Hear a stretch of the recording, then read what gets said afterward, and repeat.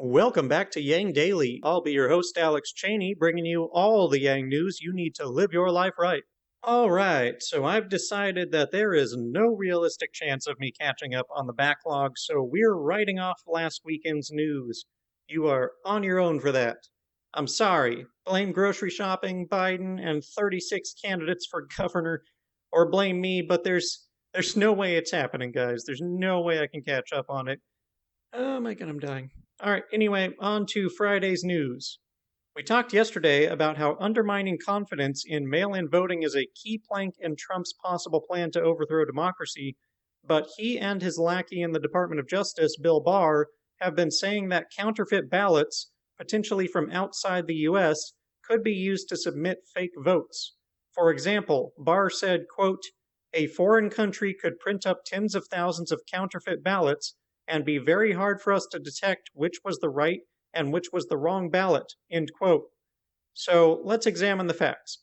Charlotte Hill, a former elections commissioner, posted a great Twitter thread detailing all the security measures applied to mail-in voting, and I think it's worth going over. So, 1.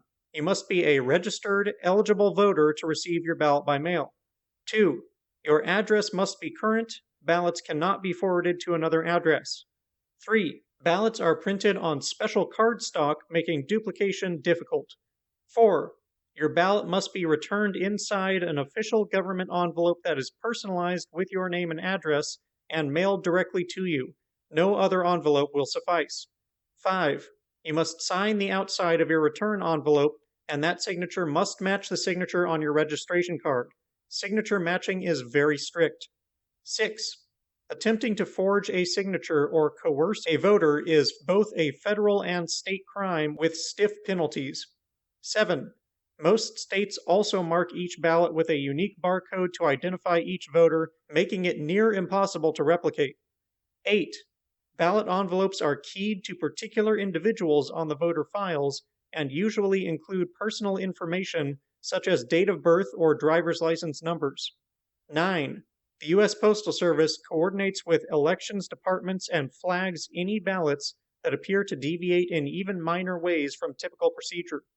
To expand on that, Justin Levitt, law professor and voter fraud expert, adds, quote, "Mail-in ballots are printed on special paper with specific barcoding unique to each election officer and special U.S. mail election insignia.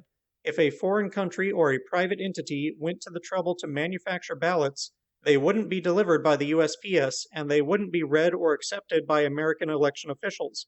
Plus, even if they did somehow manage to discover all of the relevant non-public details for all of the different election jurisdictions and get ballots through to individual voters with the races they expect to be voting on, election offices match the signatures on the outside of absentee ballot envelopes to the signatures on voter registration forms. Also, election ballots come from election offices.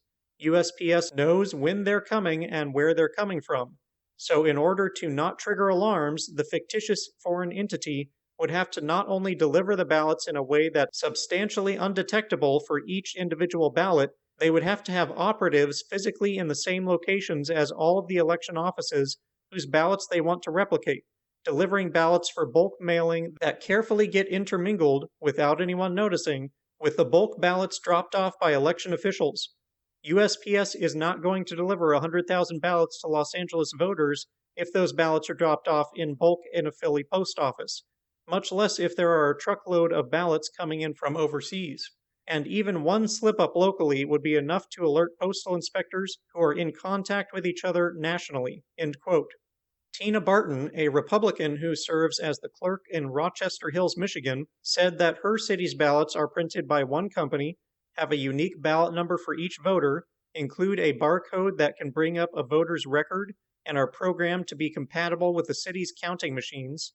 Beyond these steps, the envelopes for mailing the ballot, the secrecy sleeve, and ballot instructions are all standardized, making it even more difficult to mimic the mailing. Basically, just about every elections expert in the country can tell you that it's ludicrous and farcical to believe widespread voter fraud could be conducted by mail. But to be fair, that's actually only one side of the case. The other way that it could be vulnerable is in tricking voters into throwing away their votes, and that is infinitely more feasible. Someone looking to disrupt the election could make a bunch of fake ballots, convincing enough to fool voters, especially in states where a lot of people will be using mail voting for the first time. They could try to trick them into thinking they voted when they didn't. There would still be a lot of issues, though. You'd basically have to steal their real ballot out of the mailbox, or else a lot of the people would realize something's up when they get a second ballot. You also might have to hand deliver and pick up the fake ballot, as trying to send it through USPS or even other services would be tough to manage, in which case it would be a very limited effect. It would also be fairly easy to prevent with some basic PSAs letting people know when to expect their ballot, what they will look like, etc. So, no threat of fraudulent votes, some threat of disenfranchising voters, but pretty easy to combat, and somewhat compensated for by the higher voter turnout consistently observed with mail-in voting. In fact, one of the valid criticisms of mail-in voting is that it has a lot of ballots rejected specifically because the security measures are so strict. Also, it would be unnecessary for anyone to try and undermine our democratic processes because Trump's already doing it for them. Speaking of, Trump has also been threatening to ban TikTok in the US again. It's a bit strange since Microsoft is currently in negotiations to purchase the American branch of the Chinese-based company. There are reasons to be concerned that any Chinese-based software company might have spyware built into their product, as the Chinese government has their hands in every homegrown business, is ravenous for data, and has little concern for privacy, civil rights, or infringing on national security. The New York Times has released a helpful bar graph comparing the stimulus bill proposals from each party. It shows that the biggest disparities are on the state and local aid, safety net, UI, and healthcare, where Democrats want far more money than Republicans, and then on business bailouts, where Republicans want more money to go. The New York Times also provides breakdowns on each spending section, including the unrelated and erroneous funding for a new FBI building inserted into the bill by Trump without even the knowledge of Mitch McConnell, who professed surprise and ignorance when confronted on the item. Many legislators on both sides of the aisle have called for its removal, and many also suspect that Trump's reason for pushing it through is to keep the site occupied and prevent potential competitors to his hotel moving into the area, should the FBI be relocated to the suburbs, as was the plan under previous administrations. Vanity Fair produced a controversial article regarding the effects around testing for the coronavirus throughout the pandemic in the US. It's a lengthy piece that attempts to piece together the federal response and paints a picture of Kushner being put in charge, because Trump always puts his son-in-law in charge, despite having no experience for the job. Kushner hiring on a bunch of likewise unqualified bankers, traders, and such to head the testing effort, making illegal purchases of millions of testing kits that turn out to be unusable, eventually developing a cogent plan for coordinated national testing, then scrapping it after Trump and Kushner decide to sabotage the pandemic fighting efforts since it was flaring in Democratic states at the time. That last part is what the White House has vehemently denied. It goes on to detail how states were left to fend for themselves, testing kits had to be purchased in bidding wars in the private sector, federal testing aid was not made available unless testing revealed a lot of cases in the area, a classic catch-22 that meant no preventative measures were taken and outbreaks allowed to happen, and more. It's an interesting and depressing read and matches the observable actions by the Trump administration.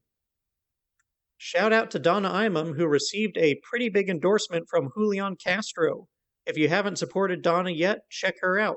As a reminder, upcoming primaries for Humanity Forward candidates are the following: Marilyn Strickland in Washington's 10th District on August 4th, Blair Walsingham in Tennessee's 1st on August 6th, Adam Christensen in Florida's 3rd on August 18th, Jen Perelman in Florida's 23rd on August 18th, and Alex Morse in Massachusetts 1st on August 1st.